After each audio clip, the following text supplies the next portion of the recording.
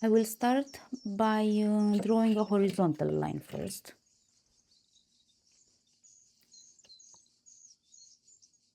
Roughly in the middle of the page.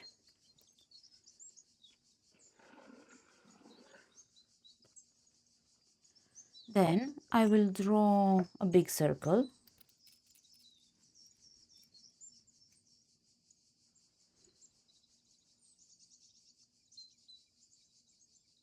Again, roughly in the middle.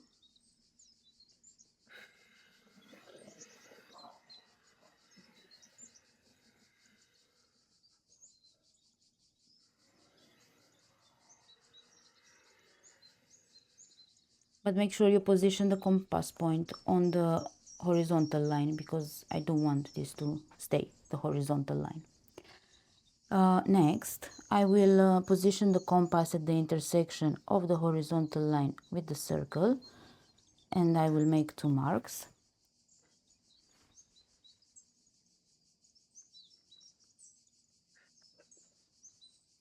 Next, I want to find 2 more intersection. I want to draw 2 more intersection points that will allow me to find the position for the vertical line. To do that, I will need to position the compass at the intersection of the new markings with the circle and draw another mark. But in this case, the radius is too big and it's going out of the page. This is totally fine. I will just adjust the radius of my compass. I need to make sure only that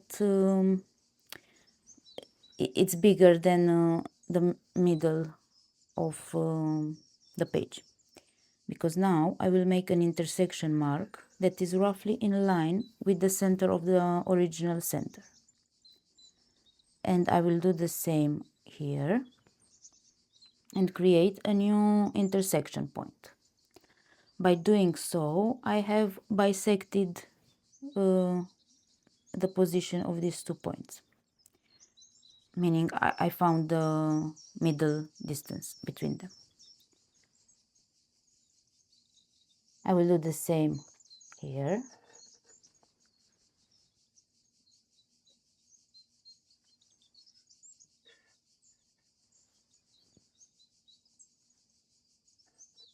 And now I can line up and draw the vertical line.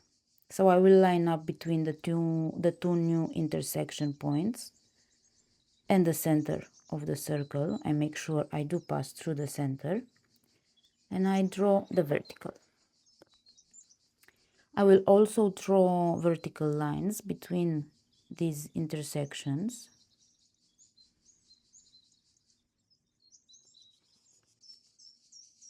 And by doing so, I'm basically bisecting the radius here. Same on the other side.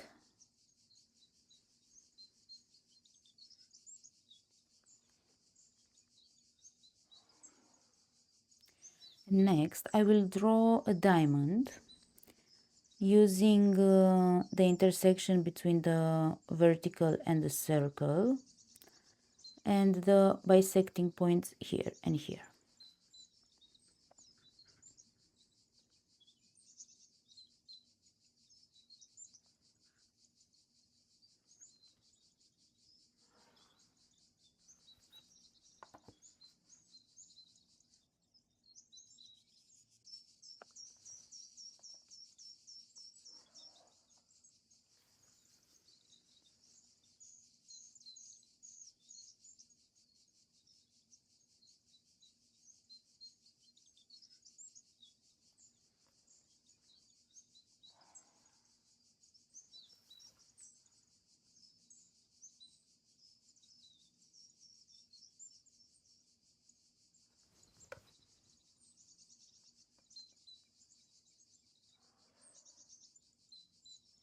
All right.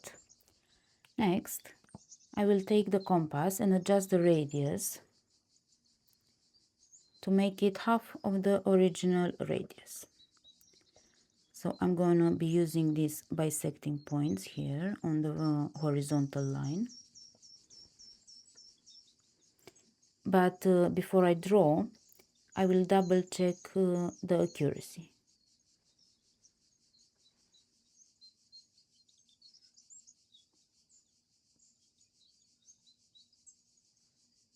Okay, that is great. No adjustments needed.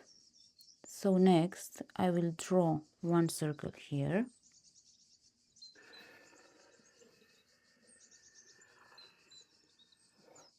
I'll draw these two circles a bit more faintly because I will not need them later on.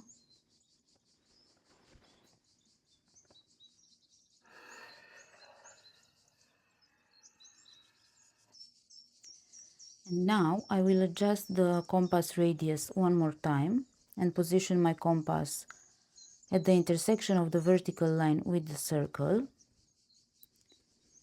And then opening up the compass up until the line hits the circle here.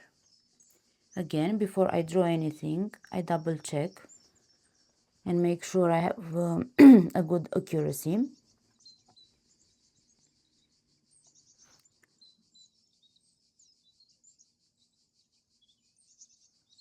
Okay, great.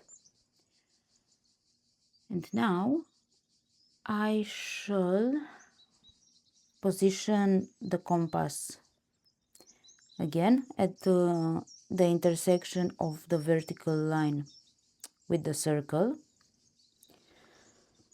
and I will draw an arc.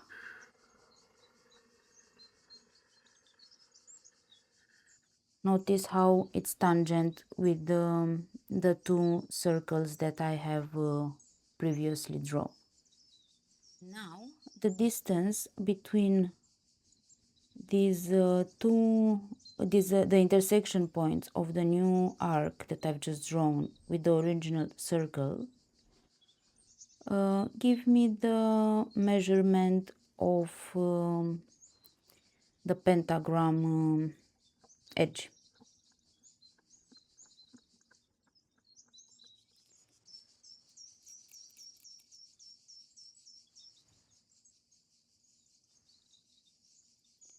Now, because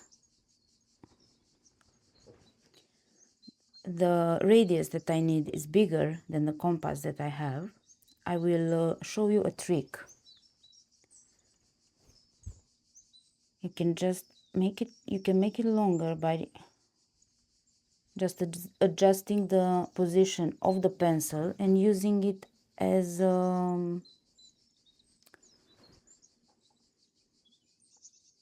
an extension. Now I hope I won't need a longer pencil either. See if it fits. Nope.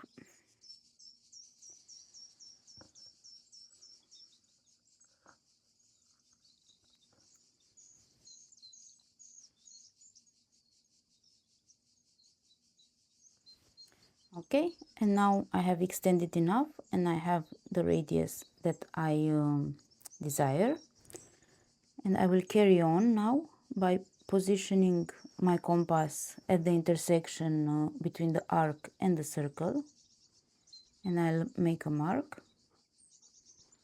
I will do the same on the other side,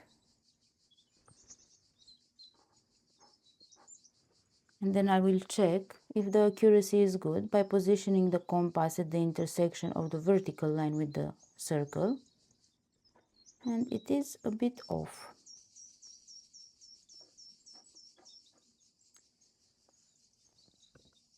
Which is okay. When I draw now the star, I'll just make sure to use the mean position between the two. So now, because I will add in the pentagram first, so we don't get confused. So I'll make sure now when I'm adding in the pentagram that I'm using the correct divisions for the fivefold. and not these two, which would be for the hexagon, the sixfold.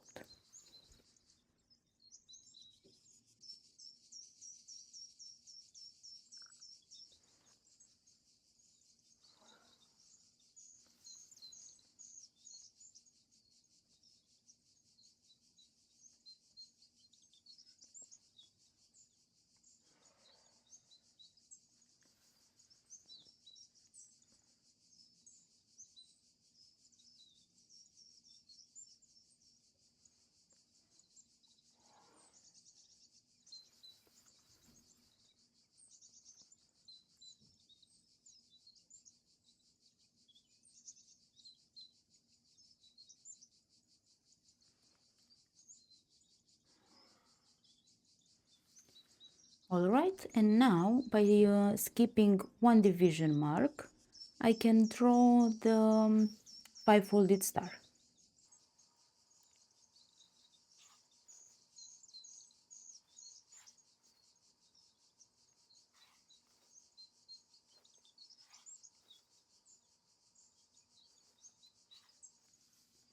With five-fold geometry is always a lot going on the page. And now I will add a bit of color to make the five-folded star stand out.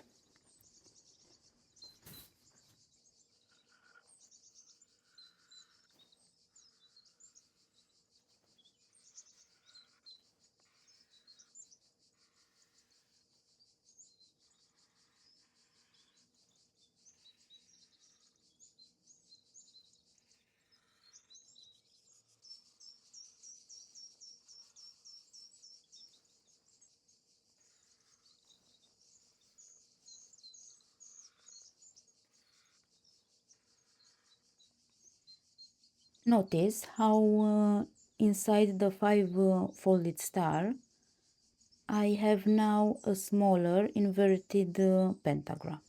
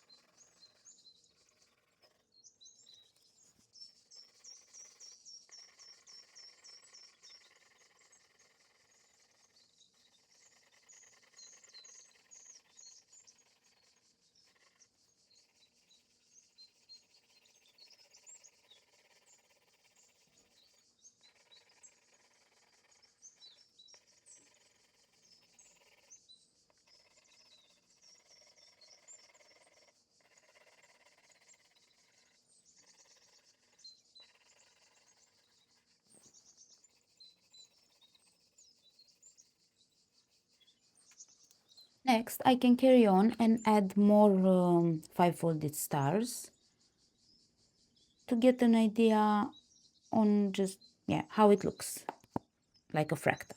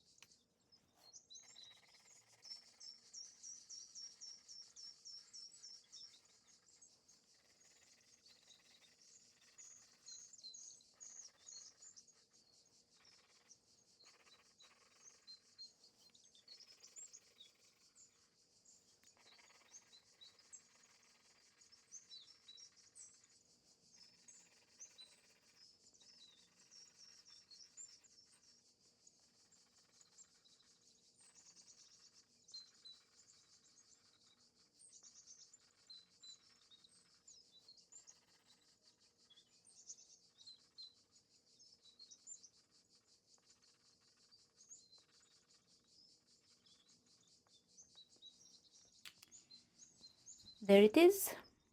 And notice the interesting relations between the triangles. It's just an array of triangles. They make the pentagrams and the five-folded star appear.